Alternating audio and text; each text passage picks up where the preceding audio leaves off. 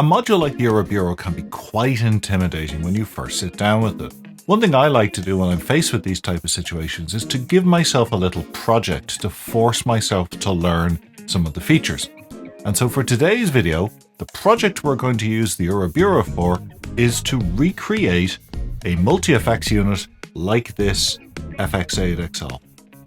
Let's get started. Well, let's take a look at it in a high-level view. We're going to start off with 4 buttons, and these buttons are UI elements. Every time you press a button, it generates a value. Now we're going to use that with a sample and hold module. Sample and hold, just like in a regular modular sample and hold, takes a value on the input and holds it in response to a trigger. That sample and hold is going to be used to select one of the 4 patches to send the audio input to. So we have an audio selector for the left and right channels here, connected to the sample and hold output, which will select which way to route the audio. Now let's start by building the patch from scratch. We will start by placing 4 UI buttons. We go to Interface Modules, and we scroll down here to UI button. Now when you select it, you can choose the color, but the most important part here is to enable CV output. You're going to see why we need that in a second. There's UI button 1, we press done. Now, where's it gone? It's invisible. Well, until you actually bias this by just turning this knob here, you won't see any color, and the colors adjust based on the value that's there. We're going to use that in a second. So I'm just going to leave it as red. The default state when a button isn't pressed is going to be red. Now, we turned on CV output, which means when we press the button, you'll see here the pad beside it goes red. A value is coming out of the button, and in this case, the value is 1. So when you press a button, it generates a value of 1. Pretty simple. Let's put 4 of these side by side. Next, we're going to put the sample and hold in place. So we press the pad, control modules, sample and hold. It goes in, everything here at the defaults is fine. We click done. Sample and hold takes up 3 pads. You have the input, you have the trigger, which will trigger the sampling, and you have the output value, which is what's going to be held. Well, it turns out we can take advantage of the fact that when you connect 2 modules together in the Eurobureau, you can adjust the strength of the connection, but once you've set it, that then scales all of the values sent between one module's output and the next module's input. Now let's put the selectors that will allow us to route the audio from the left and right inputs to one of 4 audio effects that we're going to put onto the subsequent pages. How do we do that? We tap here and we go down to audio modules, and on audio modules we go out to audio out switch, and we're going to select 4 outputs, 1, 2, 3, 4. We click done, and I need one also for the right channel, so I'll pop that right there. So now all we need to do is when we connect the switches to the input of the sample and hold, we set the bias to 25% increments. So the first switch comes in as 0, because basically it's going to be outputting at 0. It could actually be anything up to 0.25, so we'll just leave it at that. That's that done. The second switch can come in at, say, 27%, a little bit over 25%. So we scroll down here to 27, 28%. As long as it's more than 25%, it will be in the second range, and the second output will be selected. Third switch, we'll connect it in here. We can set that to anything over 50%. So let's set it to 51. 53, why not? And the last switch just needs to be something over 75%. So it goes into that last bucket. So there you go, 77%. But where's the trigger? The sample and hold needs a trigger to be able to sample it and hold it. Well, that's easily fixed as well by simply connecting the output of the module also into the trigger. And we can connect it at 100%. Now we connect the output of the sample and hold to the channel selector. So I'm going to tap that, go to channel selector 1, and the same for the right channel selector. Now let's actually see this in operation just to test we've got everything right. I'm going to wire the output here of Twin Waves into the left audio input. I'm going to take the left audio input here and I'm going to pop that into the left input of this audio switch.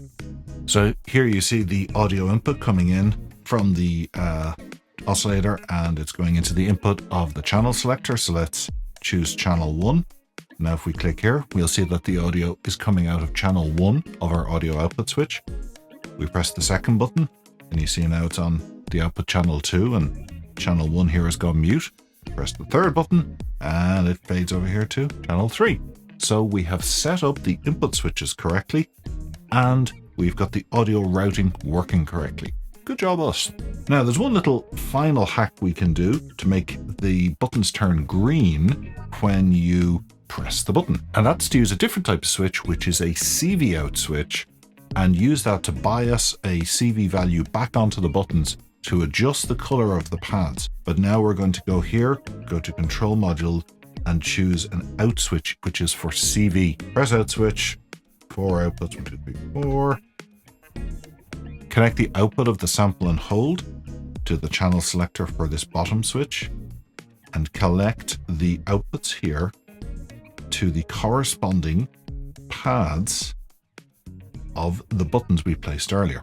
And now when we press the button, it turns green because what we're doing is sending this bias value back into the pad. Now that we've got all that legwork out of the way, let's get down to the fun bit, which is actually putting in some effects into the Eurobureau itself. What I've done is gone ahead and named my pages. So I've called page 0 the selector page, and that's where we had our buttons. Page 1 will be delay. Page 2 I'll put a reverb. Page 3 a low pass filter. Now if you're wondering what page you're on in a multi-page patch, you just look here up the very top. You can see the page name above the patch name. So we're on page 1 delay. Let's go ahead and go down to effect modules and we will choose ping pong delay. I go down here and I will make this be, just for now, I'll make it be a 1 in to 2 out. In other words, a mono input to a stereo output. We can now connect these 2 outputs to the audio outputs. And we can go ahead and connect these modulation parameters to the CVs directly by just tapping the 2 pads. So now we have 4 CV ins mapped to the modulation parameters we want to control. We have the output of the effect mapped onto the output of the Eurobureau. How do we connect the inputs? After all, they're on different pages. How do you connect pads between pages? And so I'm going to press the pad here, which is the audio input of the ping pong delay. I'm going to go back a page. And now notice by hitting the page back button, I'm still in connector mode. So I've picked one end of the connection and these are now flashing yellow to indicate you are now selecting the other end of the connection. We want to go in and choose audio output number 1, which I know is this pad here. I've just gone ahead and set up a very simple patch here. Hams is going to clock a melody out of the mimetic digitalis. That's going to drive the Twin Waves first oscillator, which I have set to a sine wave mode. It's also going to have its VCA turned on, so I've just got an envelope coming out here so we can hear each note. The output of this oscillator goes into the left audio input. And we have selected, using our pad switches here, the delay option. And we have a delay effect. If we go to the next page, we can see the audio popping in here into our delay. And if we were so inclined, we could use CV values. So I could patch this sine wave here. Let's go ahead and do the same on the next page, which is the reverb page. I'll go ahead into, again, effects modules, and I will scroll down to reverb light. I'm going to choose reverb light because it uses much less CPU than the other reverbs, which can be very CPU intensive. So there are 2 parameters now, which we've patched to the first 2 CV inputs, so we'll be able to modulate them. So if I go here to our reverb page, you'll see this is now active. The reverb pad is now being activated. That effect is active. And if we go back to the delay page, you see it's not getting any audio. Of course, we don't even need to build different effects. We could have 4 different delays with 4 different settings. So I could have these as almost macro performance controls. I really like the shimmery shimmer reverb effect. I like shimmer reverbs anyway. This is part of the factory patch set and was made by Christopher Jacques. So how could we incorporate this effect into our multi-effects patch that we've already built? Because we really like it and we might want to use it. there's an Import Pages menu option at the top of the page list. If you select that, we then select the patch we want to import from. So I'm going to choose Shim Shim Marie. It then shows us all of the pages, and we'll just go through by clicking and select all of the pages we want to import. Once we've done that, we can say selection complete, and we are going to insert those before page 4. I select that, press that. We then press save, so shift save here, and the import happens. And now if you look at our patch, we have our delay page, our reverb page, and the pages we just imported are also present. Given a complex patch like Shim Shim Marie here, which is already built by somebody else, how do we know where to look for the audio inputs and outputs? Now I know I'm on the VCF page, and if I tap the 2 input pads, I can see that they are input to this VCA here. Likewise, if I tap on the pad and press Shift and the I symbol, it will show me the connections and the connection strengths. With this knowledge, now I know when I import this patch into my multi-effect skeleton that we've built, I need to go to the VCF page. I need to go down to this here VCA, and I need to connect these 2 pads to our audio out switch that we placed on the page 0, the first page where our buttons are. I press the VCA audio in pad. I go back, my buttons are flashing yellow, to go back to my first page here, and I want to connect them to the 4th output because I know that this is going to be effect number 4. Similarly, we have to connect the output of the Shim Shim Marie patch to the output of the Eurobureau. So I've already figured out that it's this pad and this pad connect to the output pads here on the Eurobureau. We have effect number 4 selected, which is Shim Shim Marie. And as you can see, the audio is now being routed through the Shim Shim Marie patch, which we imported and integrated into our multi-effects setup. I can press this button, and we go back to the standard ping pong delay. And then we can go back to Shim Shim Marie. I hope you found this video useful. We covered a lot in today's tutorial, and you learned about how the Eurobureau manages connections between effects units and multiple page patches.